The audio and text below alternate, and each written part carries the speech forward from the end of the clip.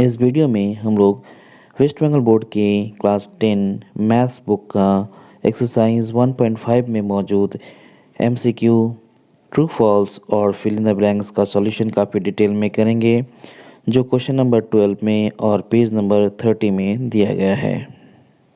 इसका सॉल्यूशन काफ़ी डिटेल में समझने के लिए हमें कुछ फार्मूला को अच्छी तरह से समझना पड़ेगा। तो सबसे पहले हम देख लेते हैं कि यदि ax square plus B x plus C equals to 0 और a नॉट इक्वल टू 0 एक द्विघात समीकरण हो तो इसमें दो मूल होंगे। ये द्विघात समीकरण होने के कारण इसमें दो मूल होंगे और उन दोनों मूलों का योगफल माइनस बी बाई ए होगा और ये बी बाई ए का वैल्यू हमें द्विघात समीकरण में मौजूद ए बी और सी की सहायता से मिल जाएगा। दोनों मूलों का गुणनफल c बाई ए होगा। तो इस तरह से हम किसी भी द्विघात समीकरण में मूलों का योगफल और मूलों का गुणनफल इस फार्मूला की सहायता से निकाल लेंगे। और उसके बाद हम देखेंगे कि इसी द्विघात समीकरण में अगर बी स्क्वायर माइनस 4ac का वैल्यू निकालते हैं तो इसे कहा जाता है निरूपक, यानी निरूपक जिसको इंग्लिश में बोलते हैं डिस्क्रिमिनेंट, और ये किसके इक्वल होगा बी स्क्वायर माइनस 4ac। और हम इस निरूपक को डी के द्वारा प्रदर्शित करते हैं। तो हमें ये फॉर्मूला काफ़ी अच्छे से समझना होगा।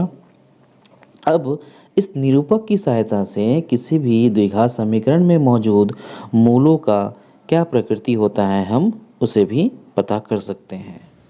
किसी भी द्विघात समीकरण में हम जानते हैं दो मूल होता है और वे दो मूल की प्रकृति किस तरह की होगी इसका पता हम निरूपक की सहायता से निकाल सकते हैं। तो जैसे कि हमने देखा कि जो क्वाड्रेटिक इक्वेशन है यानी द्विघात समीकरण है वो है a x square plus B x plus C equals to 0 और जहाँ ए का वैल्यू 0 नहीं हो सकता है। तो इस समीकरण में हम ए बी और सी का इस्तेमाल करके निरूपक निकालेंगे और इसी निरूपक के आधार पे हम ये बता सकते हैं कि उस द्विघात समीकरण में मौजूद मूलों की प्रकृति किस तरह की होगी। तो इसके लिए हमें तीन कंडीशन को देखना पड़ेगा। तो पहले कंडीशन के आधार पे हम देखेंगे कि यदि बी स्क्वायर माइनस 4ac का वैल्यू 0 हो जाता है, यदि बी स्क्वायर माइनस 4ac का वैल्यू 0 हो जाता है तो उस द्विघात समीकरण में मौजूद मूल वास्तविक और समान होंगे। ठीक इसी तरह से दूसरे कंडीशन में ये कहा गया है कि यदि बी स्क्वायर माइनस 4ac का वैल्यू 0 से बड़ा हो जाए तो जो मूल मौजूद होंगे उस द्विघात समीकरण में वो मूल वास्तविक एवं असमान होंगे। और तीसरा कंडीशन ये कहता है कि यदि बी स्क्वायर माइनस 4ac 0 से छोटा हो जाए तो मौजूद मूल उस द्विघात समीकरण के वो वास्तविक नहीं होंगे। तो ये कुछ तथ्य हैं जिसका इस्तेमाल हम बुक में दिए गए MCQs fill in the blanks और ट्रू फॉल्स को सॉल्व करने के लिए करेंगे। अब हम स्टार्ट करते हैं क्वेश्चन नंबर 12, अति संक्षिप्त प्रश्न, जिसमें ए में दिया गया है बहुविकल्पी प्रश्न यानी एमसीक्यू, जिसका पहला क्वेश्चन है कि X square minus 6x plus 2 equal to 0 ये एक द्विघात समीकरण है, इसके दोनों मूलों का योगफल इस चार ऑप्शन में से कौन सा है ये हमें निकालना है। तो जैसे कि हमने अभी थोड़ी देर पहले ही फार्मूला में जो देखा उस फार्मूला का हम इस्तेमाल करेंगे। इस क्वेश्चन का सही ऑप्शन ढूंढने के लिए हम दिए गए समीकरण को a x square plus B x plus C equals to 0 से तुलना करेंगे। तुलना करने पर हम देखेंगे कि जो ए का वैल्यू है वो है 1, बी का वैल्यू है -6 और सी का वैल्यू है 2। और हम जानते हैं कि जो मूलों का योगफल होता है वो होता है माइनस बी बाई ए। तो हम लिख लेंगे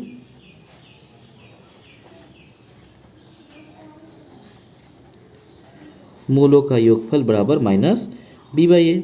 और हम देख रहे हैं कि जो b का वैल्यू है वो है -6 और a का वैल्यू है 1 और एक माइनस बाहर है एक माइनस अंदर है, इसलिए माइनस माइनस प्लस हो जाएगा और फाइनली हमारे पास जो आंसर आएगा वो होगा 6। और ये 6 किस ऑप्शन में मौजूद है तो हम देख रहे हैं कि ये जो सी नंबर ऑप्शन में 6 मौजूद है, इसीलिए इस एमसीक्यू क्वेश्चन का आंसर होगा वो होगा option number C. Question number 2, जिसमें कहा गया है X square minus 3x plus K equals to 10 के दोनों मूलों का गुणनफल -2 होने से के का मान क्या होगा। ये चार ऑप्शन में से हमें सही आंसर ढूंढ के बताना है। तो इसके लिए हम कुछ कैलकुलेशन कर लेते हैं। ठीक इसके पहले क्वेश्चन की तरह हम दिए गए समीकरण को a x square plus B x plus c से तुलना करेंगे और ए बी सी का वैल्यू निकालेंगे। यहाँ पे हमने लिखा दिए गए समीकरण से x square minus three x plus K equals to 10। तो अगले लाइन में हम लिखेंगे x square minus three x plus के और इस 10 को राइट साइड से लेफ्ट साइड में लेके आएंगे इक्वल्स टू 0 लिखेंगे। तो इस तरह से ये जो समीकरण है ये समीकरण हमारा a x square plus B x plus c के फॉर्म में आ गया है। अब हम इसका तुलना समीकरण a x square plus B x plus c से करेंगे। तो यहाँ पर हमने द्विघात समीकरण a x square plus B x plus C equals to 0 से तुलना किया और तुलना करने पर हम देख रहे हैं कि जो ए का वैल्यू आया है वो आया है 1 और बी का जो वैल्यू आया है वो है -3 और जो सी का वैल्यू आया है वो है k-10। तो हमने इसे लिख लिया और दिए गए शर्तानुसार हम लिखेंगे मूलों का गुणनफल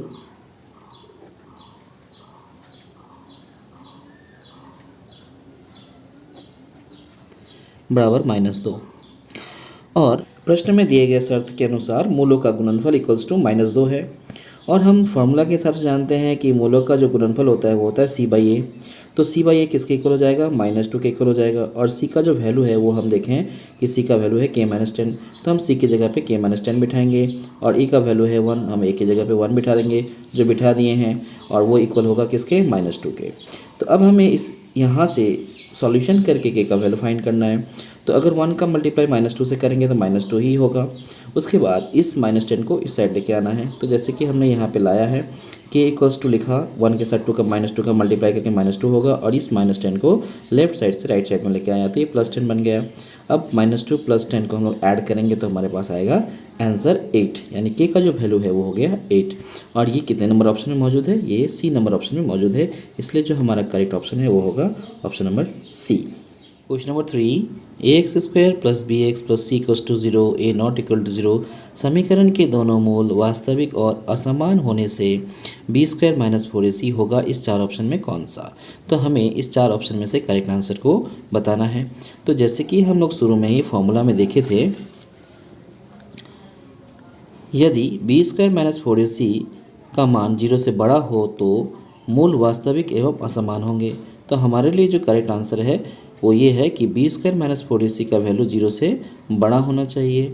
तो ये कौन सा ऑप्शन में है, हम देख रहे हैं ऑप्शन नंबर ए में जो है वो बी स्क्वायर माइनस 4ac का वैल्यू 0 से बड़ा है, इसीलिए हमारा करेक्ट आंसर होगा ऑप्शन नंबर ए। इस क्वेश्चन का जो करेक्ट रीज़न है वो रीज़न हम यहाँ पे लिख लिए हैं, वो है a x square plus B x plus C equals to 0 A not equal to 0 समीकरण के दोनों मूल वास्तविक एवं असमान होंगे जब बी स्क्वायर माइनस 4ac का वैल्यू 0 से बड़ा होगा। तो इस तरह से हमने इस रीज़न को भी यहाँ पे लिख लिया। ज़रूरी नहीं है कि हर एक क्वेश्चन का रीज़न यहाँ पे देना है, ये हम अपने समझने के लिए इसको लिख रहे हैं। अगर कोई स्टूडेंट चाहे इसको नहीं लिखना और डायरेक्टली इसका आंसर टिक करना तो भी टिक कर सकते हैं। अब चलते हैं क्वेश्चन नंबर 4, जिसमें कहा गया है a x square plus B x plus C equals to 0 A not equal to 0 समीकरण के दोनों मूल समान होने से इस 4 ऑप्शन में से कौन सा होगा। तो जैसा कि हम जानते हैं a x square plus B x plus C equals to 0 A not equal to 0 समीकरण के दोनों मूल समान होने से बी स्क्वायर माइनस 4ac का वैल्यू क्या होगा, 0 होगा। हमें इस समीकरण में से सी का वैल्यू निकालना है। क्यों सी का वैल्यू निकालना है, क्योंकि जो भी ऑप्शन दिए गए हैं उस सभी ऑप्शन में सी का ही वैल्यू निकाला गया है। तो सी का वैल्यू निकालने के लिए हमें इस 4ac को लेफ़्ट साइड से राइट साइड में ले जाना पड़ेगा। लेफ़्ट साइड में ये माइनस में है, राइट साइड में जाके ये प्लस हो जाएगा, इसलिए हमने लिखा b square equals to plus 4ac। Plus लिखने का ज़रूरत नहीं है। अब इस यहाँ से हमें सी का वैल्यू निकालना है, इसलिए इस 4a को बी स्क्वायर के नीचे लेके जाएंगे। तो हमने लिखा b square by 4a equals to c. थोड़ा इसको और सजा लिए, सजा कर लिखें c equals to b square by 4a। तो इस तरह से हम देख रहे हैं कि जो ऑप्शन मिल रहा है वो है ऑप्शन नंबर डी, और डी ऑप्शन में दिया गया है c equals to b square by 4a, इसलिए जो हमारा करेक्ट ऑप्शन होगा वो होगा ऑप्शन नंबर डी। अब चलते हैं क्वेश्चन नंबर 5 में, जिसमें कहा गया है कि 3x square plus 8x plus 2 equals to 0 के दोनों बीज यानी मूल अल्फ़ा एवं बीटा होने से 1/α प्लस 1/बीटा का मान इस 4 ऑप्शन में से कौन सा होगा, ये हमें पता करना है। तो इसके लिए भी हम थोड़ा सा रफ वर्क कर लेते हैं। इसका समाधान करने के लिए सबसे पहले हमने लिखा दिए गए समीकरण को a x square plus B x plus C equals to 0 से तुलना करने पर हमने देखा कि ए का जो वैल्यू है वो है 3, बी का जो वैल्यू है वो है 8 और सी का जो वैल्यू है वो है 2। तो इस तरह से हमने ए बी सी का वैल्यू निकाल लिया। अब हम निकालेंगे मूलों का योगफल और मूलों का गुणनफल।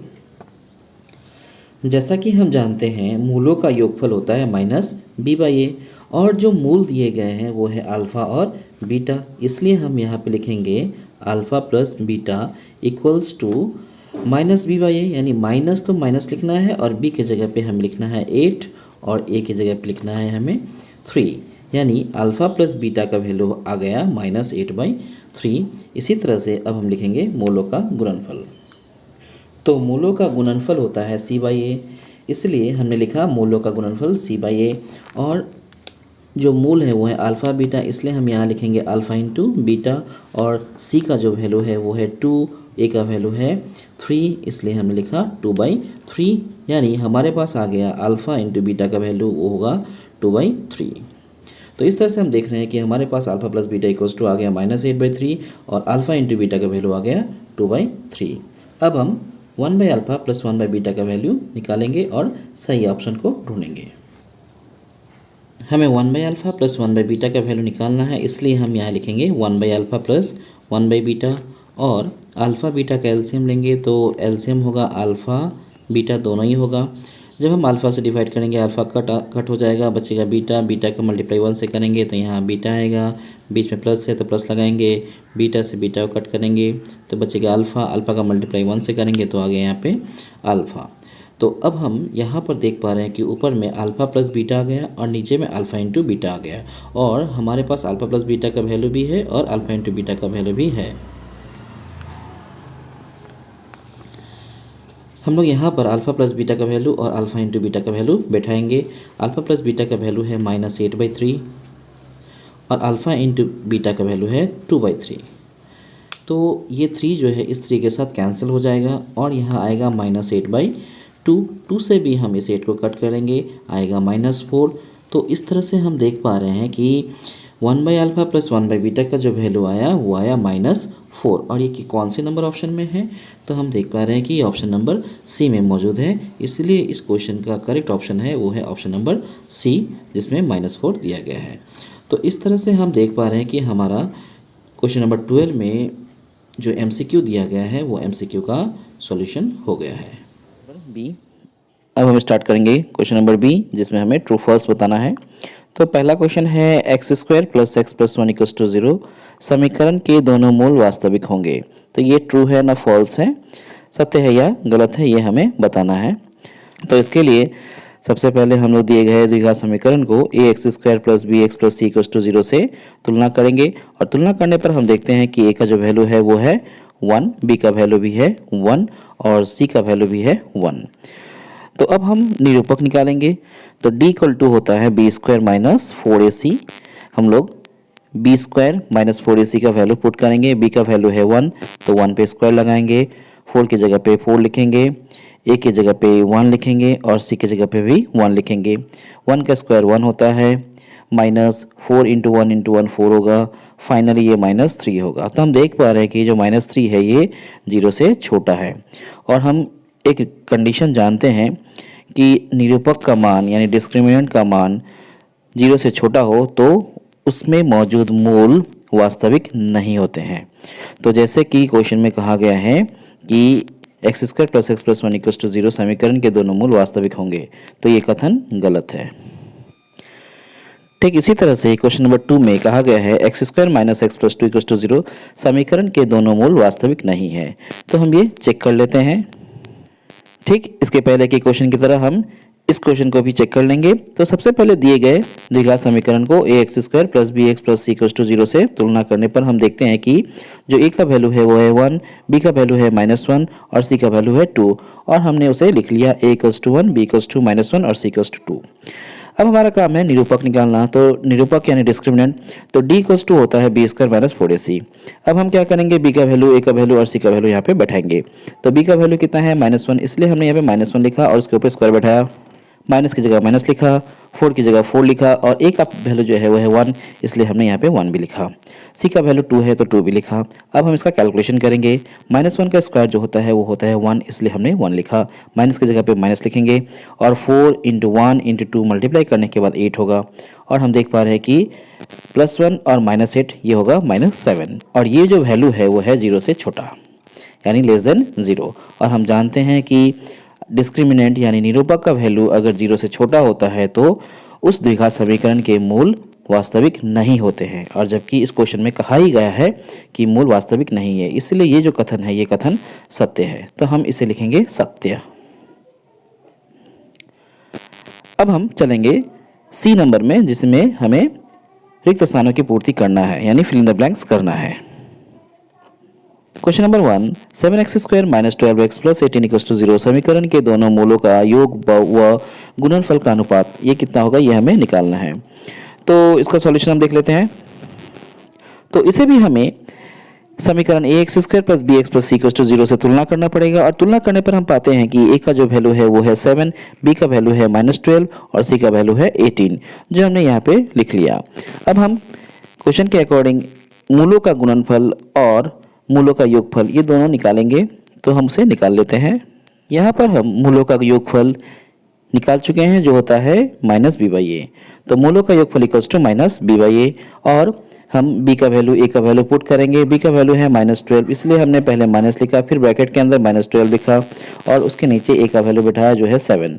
तो फाइनली हम देख पा रहे हैं कि ये जो माइनस और ये माइनस जो है वो मल्टीप्लाई होकर प्लस हो जाएगा और होगा 12/7।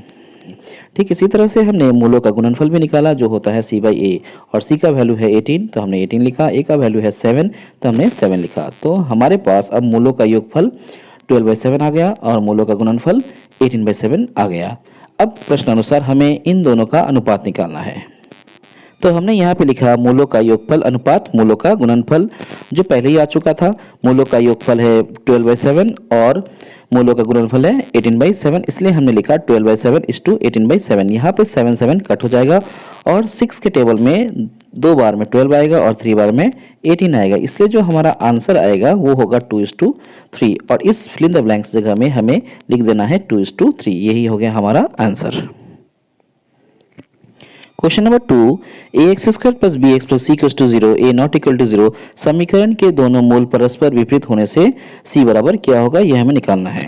तो यहाँ पे जो कहा गया है परस्पर विपरीत, इसका मतलब है कि जो मूल है वो एक दूसरे के रेसिप्रोकल हैं। तो हम इसका सॉल्यूशन करने की कोशिश करते हैं। यहाँ पर हमने माना कि दिए गए द्विघात समीकरण का एक मूल अल्फा है तथा दूसरा मूल जो होगा वो 1/α होगा, क्योंकि क्वेश्चन में कहा गया है कि इसके जो मूल है वो एक दूसरे के परस्पर विपरीत यानी रेसिप्रोकल है। तो हमें एक मूल अगर अल्फा लेना है तो दूसरा मूल 1/α लेना होगा दिए गए प्रश्न के शर्त के अनुसार। तो अब हम क्या करेंगे, इन दोनों मूलों के गुणनफल का मान निकालेंगे। तो जैसा कि हम जानते हैं मूलों का गुणनफल होता है c/a, और हमने लिखा मूलों का गुणनफल यानी एक मूल है अल्फा दूसरा मूल है 1/α, तो हमने लिखा अल्फा × 1/α इक्वल्स टू c/a। तो दिए गए समीकरण में c के जगह पे हमें c ही इस्तेमाल करना है, a की जगह में a ही इस्तेमाल करना है। तो और हम देख पा रहे हैं कि ये जो अल्फा है और ये अल्फा है ये दोनों एक दूसरे से कैंसिल हो जा रहे हैं, और जब हम इसे क्रॉस मल्टीप्लाई करेंगे तो c का जो वैल्यू है वो हो जाएगा a के इक्वल, क्योंकि a को हम 1 से गुना करेंगे तो a ही होगा। फाइनली c = a हो जाएगा, और क्वेश्चन में कहा गया है c = क्या होगा ये हमें लिखना है, इसलिए इस खाली जगह पे हमें लिखना पड़ेगा a, और यही होगा इस क्वेश्चन का solution. Question number 3, ax² + bx + c = 0 a ≠ 0 समीकरण के दोनों मूल परस्पर प्रतिलोम एवं ऋणात्मक होने से a + c बराबर क्या होगा ये हमें निकालना है। तो इस क्वेश्चन को भी हम ठीक क्वेश्चन नंबर 2 की तरह ही सॉल्यूशन कर लेंगे। इसमें भी हमें पहले मान लेना होगा कि माना दिए गए द्विघात समीकरण का एक मूल अल्फा है तथा दूसरा मूल -1/α है। क्यों? क्योंकि प्रश्न में कहा गया है एक मूल दूसरे मूल का प्रतिलोम होगा और ऋणात्मक भी होगा। तो एक मूल अल्फा है, दूसरा मूल इसका प्रतिलोम लेने से 1/α और ऋणात्मक होने की वजह से हमें साइन को चेंज करना पड़ेगा, इसलिए हमें यहाँ पे माइनस बिठाना पड़ेगा। तो मेन बात है कि इस समीकरण के जो दो मूल हैं वो है एक अल्फा और दूसरा -1/α। ठीक इसके पहले के क्वेश्चन की तरह ही हम लोग यहाँ पे भी मूलों का गुणनफल निकालेंगे।